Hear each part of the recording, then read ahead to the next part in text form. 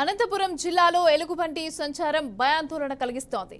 సెట్టూరు మండలం కంపాలపల్లి గ్రామానికి చెందిన రైతు గొల్ల హనుమంతరాయుడు తన వ్యవసాయ పొలానికి వెళ్లి తిరిగి వస్తూ ఉండగా ఎలుగుబంటి ఎదురుపడింది. దీంతో భయపడిన హనుమంత్ గట్టిగా కేకలు పెట్టాడు. ఆ వెంటనే పక్కనున్న చెట్టు ఎక్కాడు. అయితే ఎలుగుబంటి రైతుపై దాడి చేసి గాయపరిచింది. మరోవైపు ఎలుగుబంటిని చూసిన కుక్కలు వెంటపడి దాడి చేయడంతో ఎలుగుబంటి పరారయ్యింది.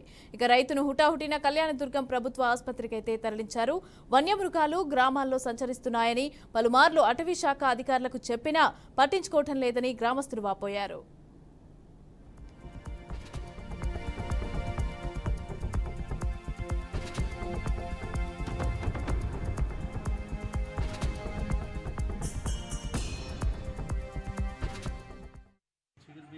తోటలో పోయినాడు.